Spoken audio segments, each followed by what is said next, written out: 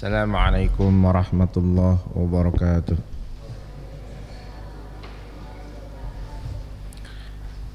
Innal hamdalillah nahmaduhu wa nasta'inuhu wa nastaghfiruh wa na'udzu billahi min shururi anfusina wa min sayyiati a'malina. Man yahdihillahu fala mudilla lahu wa man yudlilhu fala hadiyalah. Asyhadu an la ilaha illallah wahdahu la syarika lah wa asyhadu anna Muhammadan abduhu wa rasuluh. Qala Allah subhanahu wa ta'ala fil Qur'anil Karim, ya ayyuhalladzina amanu taqullaha haqqa tuqatih wa la tamutunna illa wa antum muslimun. Wa qala ta'ala fi ayatin ukhra, ya ayyuhalladzina amanu taqullaha wa qulu qawlan sadida yuslih lakum a'malakum wa yaghfir lakum dhunubakum wa may yuti'illaha wa rasulahu faqad faza fawzan 'azima. Amma ba'd. Wa qala Rasulullah sallallahu alaihi wasallam, fa in asdaqal hadithi kitabullah wa khairul hadi hadi Muhammadin sallallahu alaihi wasallam wa syarrul umuri muhdatsatuha fa inna kulla muhdatsatin bid'ah wa kulla bid'atin dhalalah wa kulla dhalalatin finnar. Ikhwah fil azani Allah wa yakum jami'an. Alhamdulillah, segala puji bagi Allah Rabbul Alamin yang telah memberikan kenikmatan-kenikmatan kepada kita semua, yang dengan kenikmatan-kenikmatan tersebut kita berupaya untuk mensyukurinya di jalan ketaatan kepada Allah Subhanahu wa ta'ala. Kita gunakan nikmat sehat, nikmat waktu luang, di mana dua nikmat ini yang diingatkan oleh Rasulullah sallallahu alaihi wasallam dalam hadisnya, nikmatani maqbudun fihima katsirun minan nas, as-sihhatu wal faragh. Ada dua nikmat yang sering dilalaikan, dilupakan oleh manusia, yaitu nikmat sehat dan waktu luang. Alhamdulillah, kita dalam keadaan sehat, kita mempunyai waktu luang dan kita gunakan di dalam ketaatan kepada Allah, yaitu menuntut ilmu agama, yang mudah-mudahan Allah Subhanahu wa ta'ala mengganjarnya, membalasnya, dan menjadikannya sebagai salah satu amalan yang memberatkan timbangan pada hari kiamat kelak. Amin ya rabbal alamin. Ikhwah fil azani Allah wa yakum jami'an.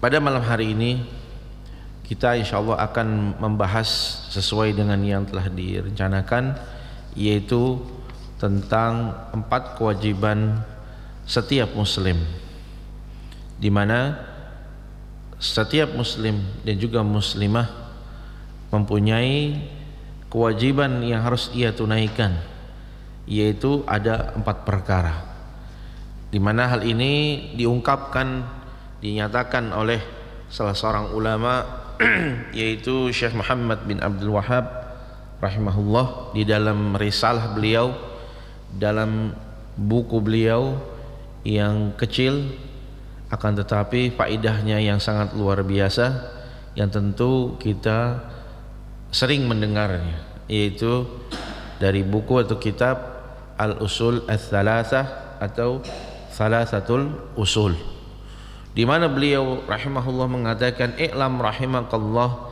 annahu yajibu alaina ta'allumu arba'i masail. Ketahuilah, semoga Allah merahmati anda semua, bahwasanya wajib atas kita untuk mengetahui, untuk mempelajari 4 hal, kata beliau. Kata Syekh Muhammad bin Abdul Wahhab, beliau mengatakan setiap muslim dan juga muslimah, maka mereka mempunyai kewajiban untuk mengetahui 4 perkara penting dalam agama ini. Yang pertama, kata beliau, daripada 4 hal tersebut, al-ula al-ilmu. Perkara atau kewajiban pertama yang harus diketahui, yang harus ditunaikan oleh setiap muslim dan juga muslimah, yaitu adalah tentang ilmu.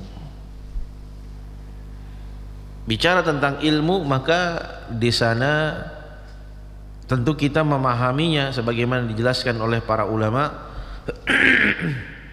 Ilmu yang dimaksud di sini tentunya adalah ilmu agama, ilmu syar'i, ilmu yang keutamaannya dinyatakan oleh Allah Subhanahu wa taala dalam Al-Qur'an, yang keutamaannya disebutkan dalam banyak hadis oleh Rasulullah sallallahu alaihi wasallam. Inilah ilmu yang dimaksud, yang diantaranya kita membaca hadis Rasulullah sallallahu alaihi wasallam. Beliau mengatakan talabul ilmi faridatun ala kulli muslimin. Ya, belajar ilmu agama, menuntut ilmu agama itu adalah kewajiban atas setiap muslim dan juga muslimah. Ya. Bahkan Rasulullah SAW juga mengatakan tentang keutamaannya. Setelah menyebutkan tentang kewajiban kita belajar ilmu agama, Rasulullah menyebutkan tentang keutamaan-keutamaan orang yang belajar ilmu agama. Dalam hadis yang juga masyhur yang sering kita dengar, Rasulullah bersabda, "Man salaka tariqan yaltamisu fihi ilma, sahalallahu lahu bihi tariqan ilal jannah." Barang siapa yang ia berjalan dalam rangka mencari ilmu agama, maka balasannya apa? Dimudahkan jalannya ke surga. Maka bayangkan, ayyuhal ikhwah azani Allah wa yakum jami'an, jika dalam perkara dunia saja kita sangat ingin, sangat berharap dapat kemudahan. Ya. Misalnya ya, sebelum era pandemi kita setiap lebaran, setiap Idul Fitri mudik, betul Pak? Ya. Dan setelah ma'ruf, kalau mudik itu pasti macet di mana-mana, betul? Ya. Bayangkan ketika macet di mana-mana, ada informasi atau ada orang yang mengatakan ada jalan pintas menuju kampung halaman kita. Ada jalan khusus, entah jalan tikus atau jalan alternatif atau jalan apa saja, yang pasti merupakan jalan pintas, ya, yang memudahkan, menyingkat waktu sehingga kita bisa sampai ke kampung halaman bertemu dengan kedua orang tua kita tercinta. Tentu kita sangat berbahagia, kita sangat senang sekali, ya, dimudahkan jalan untuk bisa pulang kampung. Ya, ini dalam urusan dunia kita bahagia banget tuh, nggak ketemu macet. Ya. Nah ini Rasulullah SAW mengatakan, ya, orang yang belajar ilmu agama akan dimudahkan jalannya ke surga. Allah kasih mudah, Allah kasih kemudahan, ya, nggak tanggung-tanggung ke surga. Cita-cita setiap manusia, ya, setiap manusia pasti punya cita-cita ingin masuk surga, ya. Nah kembali lagi, ya, jadi kewajiban kita yang pertama kata Syekh Muhammad rahimahullah adalah ilmu, ya, dan spesifiknya ilmu agama. Bahkan beliau lebih spesifikkan lagi, mengkhususkan lagi, yang dimaksud ilmu di sini atau kewajiban mempelajari ilmu di sini kata beliau adalah ada 3: ma'rifatullah wa ma'rifatu nabihi wa ma'rifatu dinil Islam bil adillah.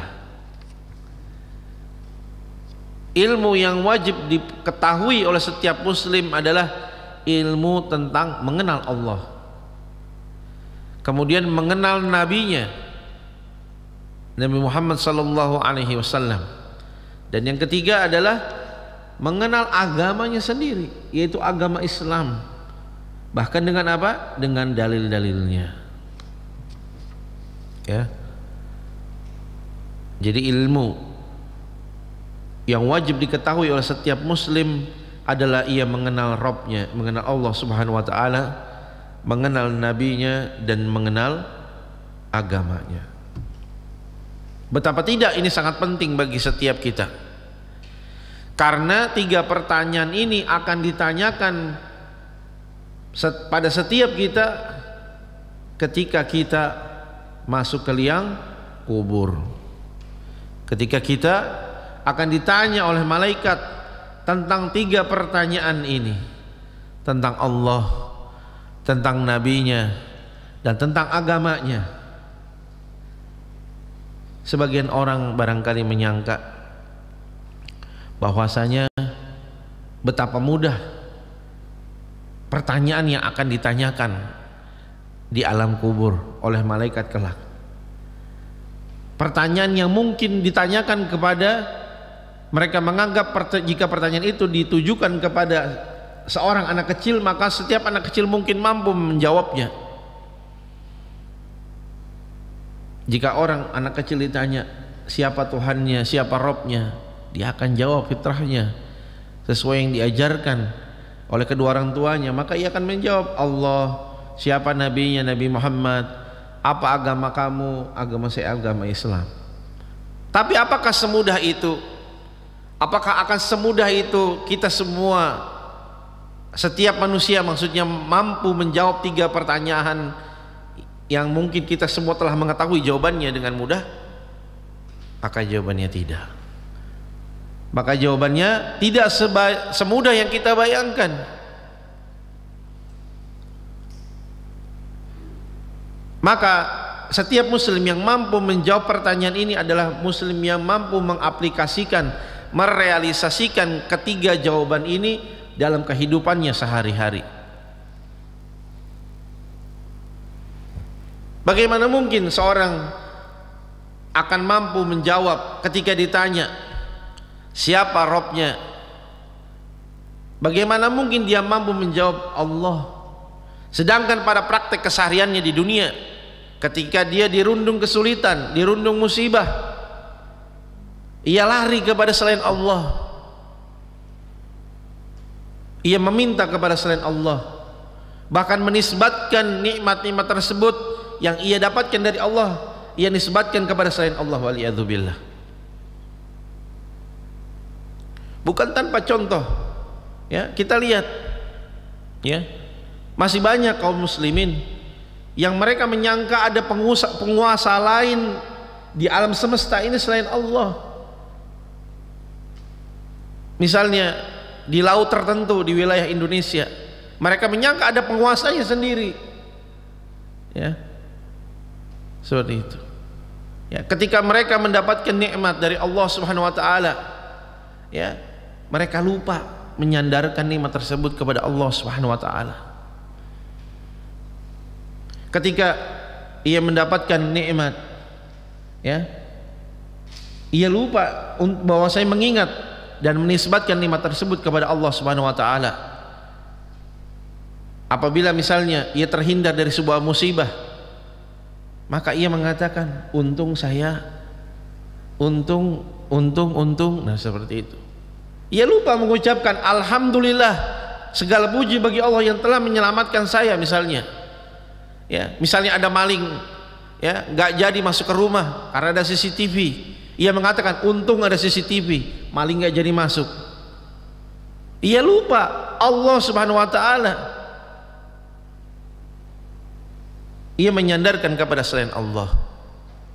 Ya, maka kita sebagai seorang muslim, ya, wajib kita realisasikan tauhid kita dalam keseharian kita, ya, dalam keseharian kita, ya, agar jangan sampai ketika kita ditanya oleh malaikat di alam kubur, ya, kita tidak mampu menjawabnya. Ketika ditanya man rabbuka, siapa Rabbmu, ya, begitu juga ketika ditanya siapa nabinya. Lawang di dunia dia nggak pernah belajar, tidak pernah membaca bagaimana kehidupan tentang nabinya sendiri. Bahkan sebagian ajaran nabinya sendiri dia tentang. Sebagai contoh ini misalnya jenggot. Berapa banyak, masih banyak saudara-saudara kita kaum muslimin yang karena ketidaktahuannya, ya, kita berusaha berhusnudzon kepada mereka karena ketidaktahuannya, ya, mereka mencela jenggot, mereka membenci jenggot, padahal nabinya Rasulullah Sallallahu Alaihi Wasallam berjenggot. Bagaimana mungkin kita bisa mencela ajaran perintah Rasulullah sallallahu alaihi wasallam sendiri.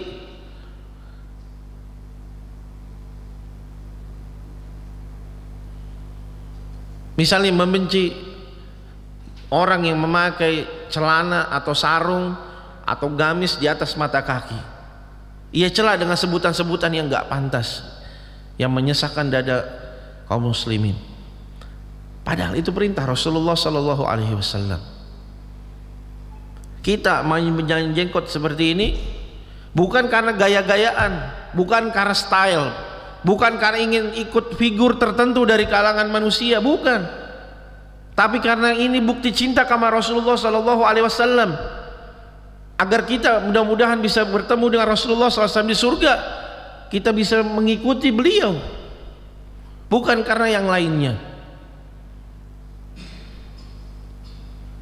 Maka sungguh mengherankan kalau ada orang menyangka ya ia mampu mudah ketika nanti ditanya oleh malaikat, man nabiyuka, siapa nabimu, lalu dia mengatakan nabi saya Nabi Muhammad, sedangkan di dunia ia tidak pernah kenal dengan Rasulullah SAW, tidak pernah membaca sirah perjalanan hidupnya. Bahkan ia lebih kenal dengan tokoh-tokoh yang ada di dunia ini, tokoh politik, tokoh negara atau yang lainnya, ketimbang Rasulullah SAW. Maka benarlah ilmu yang wajib kita ketahui adalah mengenal Allah, mengenal Nabi kita Nabi Muhammad sallallahu alaihi wasallam, mengenal agama kita sendiri, agama Islam, agar jangan sampai kita dikatakan di KTP kita muslim, beragama Islam, tapi kita nggak kenal sendiri dengan ajaran agama kita, bahkan membenci ajaran agama kita sendiri. Oleh karenanya ketika dikatakan yang dimaksud dengan mengenal Allah, yaitu mengenal dalam artian ma'rifatullah azza wa jalla bil qalbi ma'rifatan tastalzimu qabula ma syara'ahu.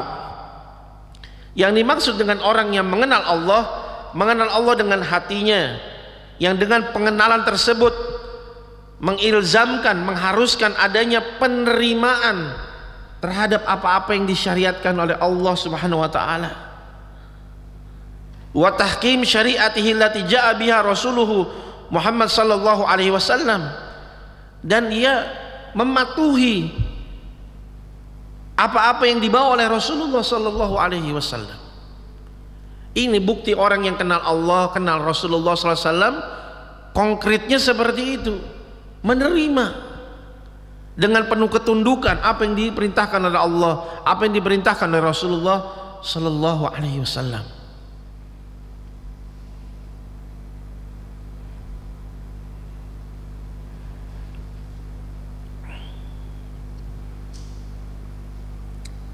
Nah, bagaimana caranya seseorang bisa lebih mengenal Allah? Kata Syekh Muhammad Ibn Shalih Al-Utsaimin rahimahullah, beliau mengatakan, wa yata'arrafu al-'abdu 'ala rabbih bin-nadhari fil ayat asy-syar'iyyah fi kitabillah azza wa jalla wa sunnati rasulih sallallahu alaihi wasallam. Orang agar ia lebih mengenal Allah Subhanahu wa taala, caranya yang pertama adalah dengan memperhatikan ayat-ayat syariah. Apa itu ayat-ayat syariah? Al-Quran dan As-Sunnah. Ia mempelajari kandungan isi Al-Quran, ia mempelajari kandungan hadis-hadis Rasulullah sallallahu alaihi wasallam. Dengan ia belajar ayat-ayat Allah Subhanahu wa taala dalam Al-Quran, sunnah-sunnah Rasulullah sallallahu alaihi wasallam, maka diharapkan orang tersebut akan lebih mengenal Allah Subhanahu wa taala, akan lebih mengenal Rasulullah sallallahu alaihi wasallam, dan akan lebih mengenal ajaran agamanya sendiri.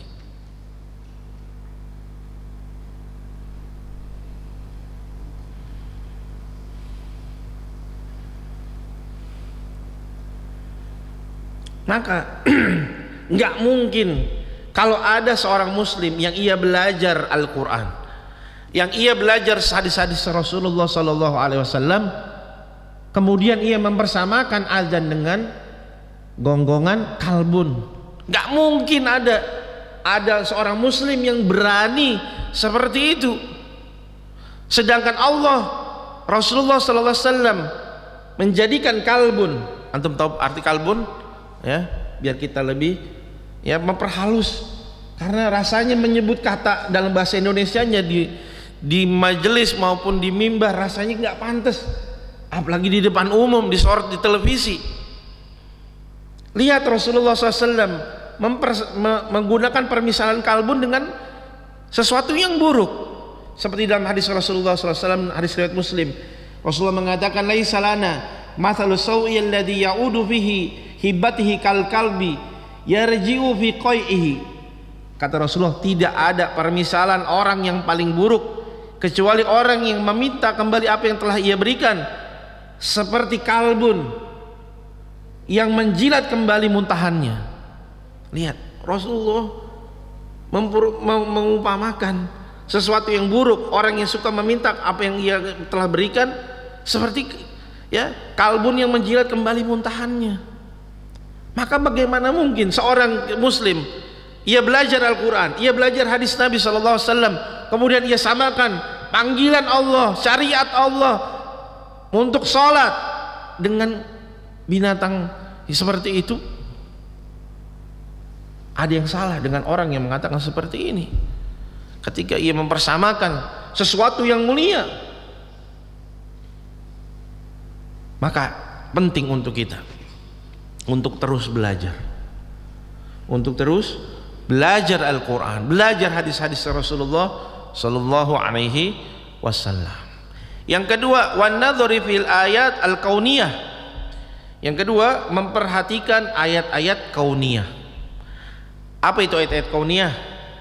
Ya, hiya al-makhluqat, yaitu makhluk-makhluk Allah yang berada di seluruh alam semesta ini. Yang ketika seorang muslim memperhatikan makhluk-makhluk Allah yang besar, yang agung, maka ia memikirkan betapa kekuasaan Allah luar biasa, memantapkan tauhidnya, wabil khusus tauhid rububiyah, yang kemudian mengarahkan dia kepada tauhid uluhiyah, mengesahkan Allah dalam peribadatannya.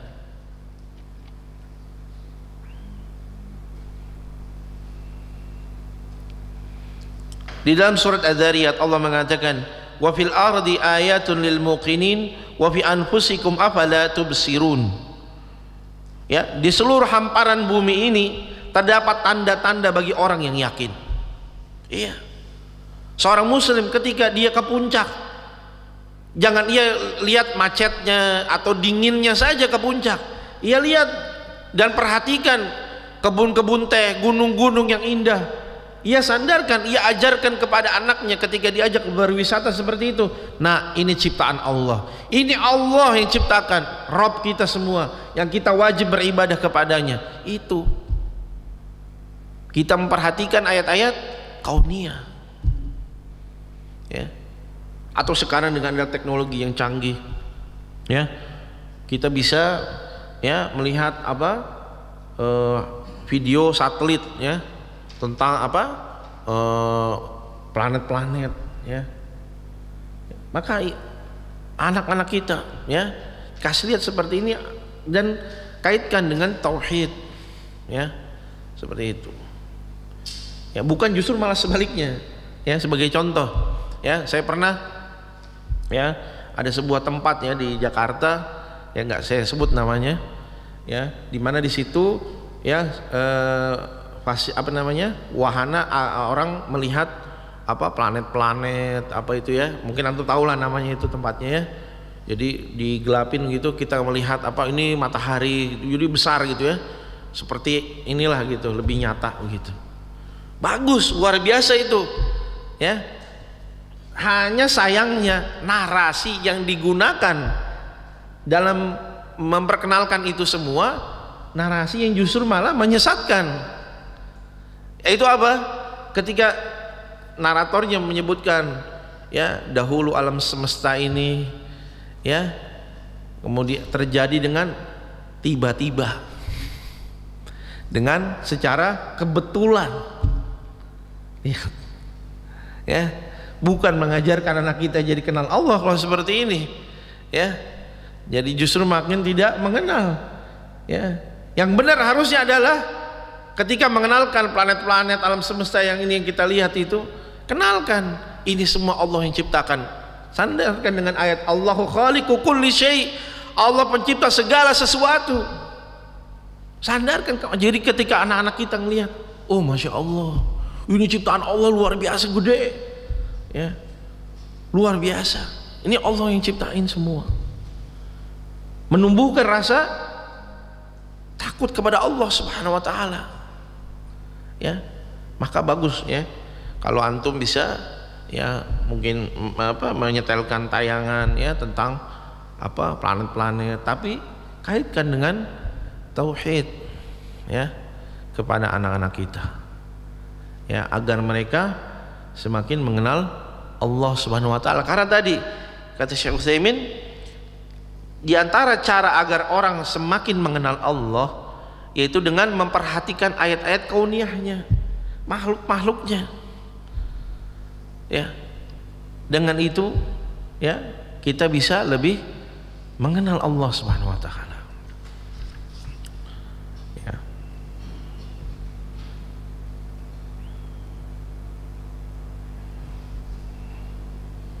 Nah, ini yang pertama, yaitu kewajiban kita dari 4 kewajiban, yaitu menuntut ilmu. Wabil khusus ilmu tentang mengenal Allah, mengenal Nabi Muhammad sallallahu alaihi wasallam, dan juga mengenal agama Islam, ya. Maka antum, ya, beli buku sirah Nabi, ya, perjalanan Nabi Muhammad sallallahu alaihi wasallam di rumah, agar bisa dijadikan bacaan sehari-hari, agar kita dan anak-anak kita, istri kita, ya, semakin kenal dengan Rasulullah sallallahu alaihi wasallam. Jangan sampai anak-anak kita lebih kenal superhero, ya, yang gencar kan, ya, dikampanyekan oleh Barat, ya. Itu kampanye terselubung, ya, agar anak-anak kaum muslimin lebih kenal dengan tokoh-tokoh khayalan ketimbang kenal dengan Rasulullah, ketimbang kenal dengan Abu Bakar As-Siddiq, Umar bin Khattab, Utsman bin Affan, Ali bin Abi Thalib, dan seluruh para sahabat. Padahal mereka adalah tokoh nyata, orang yang pernah hadir, hidup, ya. Sedangkan tokoh khayalan yang dibuat oleh Barat ada tokoh yang nggak pernah ada, punya kekuatan super ini dan itu, ditayangkan tiap hari di TV, ya. Agar apa? Agar anak kita lebih kenal, ya, begitu. Maka tugas kita, ya, mengawasi anak-anak kita dari hal yang seperti itu. Mudah-mudahan Allah Subhanahu wa taala menjadikan anak-anak kita, ya, sebagai idola, mengidolakan Rasulullah sallallahu alaihi wasallam dan juga para sahabat. Amin ya rabbal alamin. Taib. Kewajiban yang kedua dari 4 kewajiban kita adalah, kata Syekh Muhammad, beliau mengatakan asaniyatu, yang kedua, al-amalu bihi, ya, beramal dengannya. Nyanyi di sini siapa? Maksudnya ilmu, beramal dengan ilmu yang tadi kita sudah pelajari. Ketika seseorang telah belajar, mempelajari Al-Quran, mempelajari hadis-hadis Rasulullah SAW, maka kewajiban langkah berikutnya ia amalkan ilmu tersebut.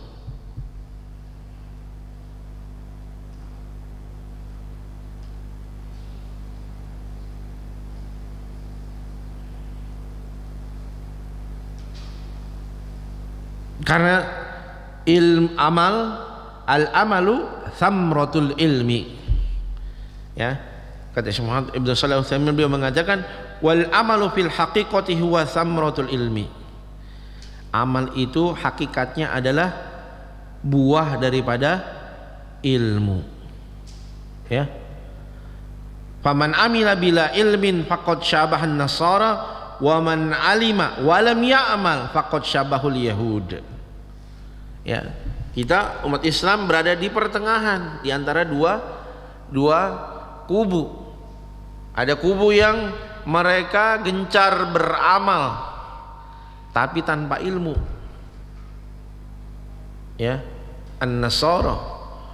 dan orang kaum yang mereka berilmu tapi tidak mau beramal, humul Yahud, kaum Yahudi.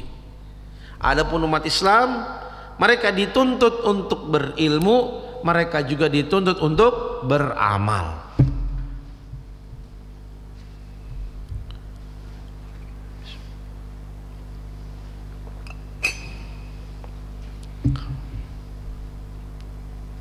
Maka ilmu yang sudah kita dapatkan bukan untuk kita pamer-pamerkan, menjadi pajangan barangkali, kalau bisa dipajang, kalau nggak bisa ya. Karena ilmu bukan untuk dipajang atau dipamerkan, ilmu itu untuk diamalkan. Dari hadis-hadis yang telah kita ketahui, dari ayat-ayat yang telah kita ketahui, kita amalkan dalam praktek ibadah kita, keseharian kita. Karena pada hakikatnya tadi, amal merupakan buah daripada ilmu. Isya jam berapa Pak? Masih berapa menit lagi? 10 menit lagi. Taib, kita persingkat ya. Yang ketiga, asalisatu. Yang ketiga dari 4 kewajiban kita adalah ad-da'watu ilaihi, mendakwahkannya, menyampaikannya, men-sharingnya ya. Apa yang kita sharing? Ilmu, kemudian tentang amal. Kita dakwahkan, kita sampaikan. Masing-masing kita punya kewajiban untuk berdakwah sesuai dengan kemampuan kita. Wabil khusus kita sebagai kepala keluarga, maka kewajiban kita untuk mendakwahkan anak istri kita ya, agar mereka berilmu, agar mereka mengamalkan ilmu. Maka ini kewajiban kita juga. Setiap muslim, setelah kita belajar, setelah kita mengamalkannya, maka jangan lupa untuk kita sampaikan kepada yang belum tahu.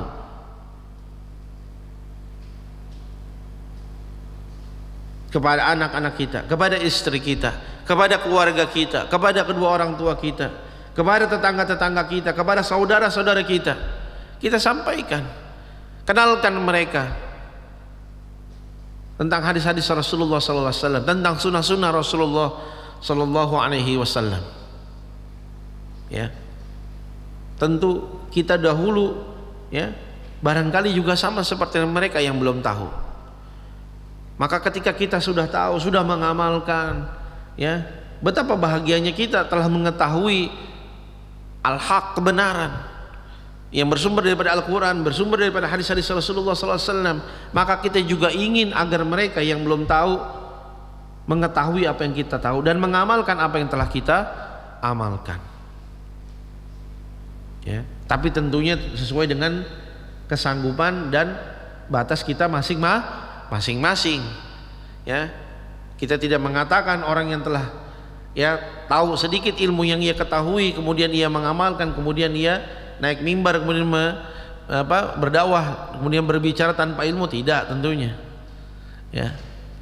Karena ya, seseorang berbicara tentang ilmu agama ya harus dibangun di atas ilmu. Kita lihat ketika Umar ibn Khattab ditanya sama Rasulullah SAW tentang, di dalam hadis Jibril, hadis kedua di Arba'in Nawawiyah ya, Rasulullah tanya sama Umar ibn Khattab tentang malaikat Jibril yang ketika itu datang dalam wujud seorang laki-laki. Ya Umar, atadri man sa'il, wahai Umar, tahu nggak kamu tadi siapa itu yang bertanya ya. Kita mungkin kalau ditanya siapa itu tadi, mungkin kita tebak-tebak ya begitu. Tapi lihat Umar yang telah dijanjikan surga, Umar fil jannah kata Rasulullah SAW. Umar nggak seperti kita. Umar begitu tawadhu. Umar mengatakan apa?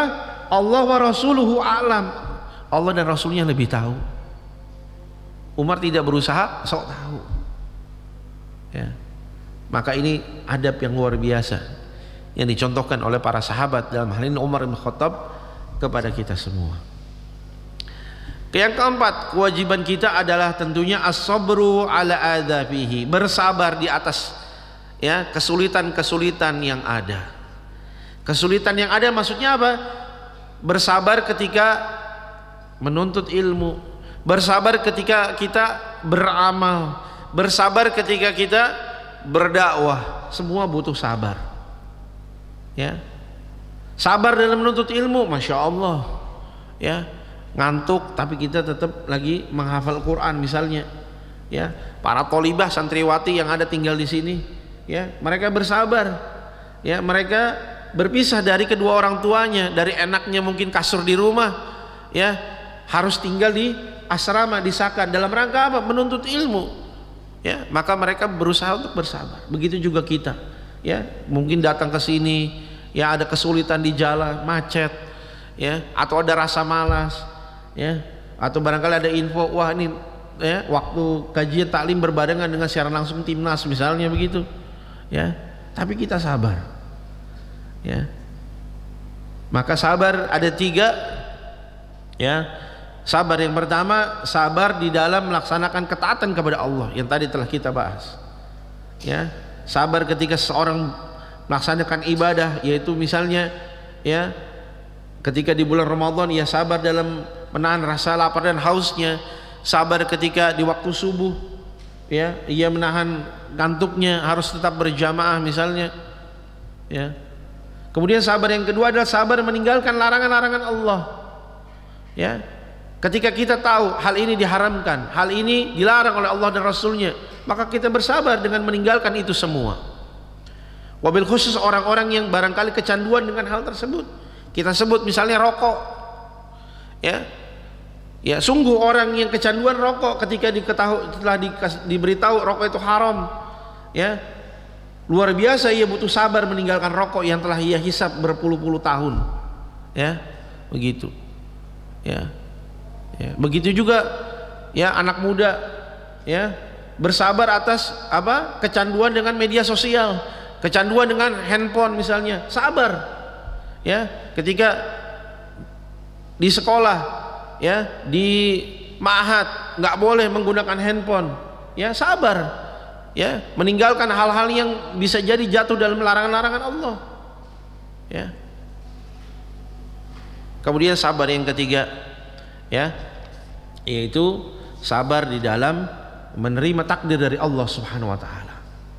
Kita tahu takdir, ya, ada yang baik dan ada yang buruk, ada yang manis dan ada yang pahit, ya. Yang manis tentu kita mudah untuk menerimanya, tapi ketika mendapati takdir yang enggak mengenakan hati kita, maka diletak di situlah kita diuji dengan kesabaran, ya. Maka ini 4 kewajiban kita, ya, yaitu berilmu, kemudian mengamalkan ilmu yang telah kita dapatkan, ya, kemudian kita mendakwahkannya, ya.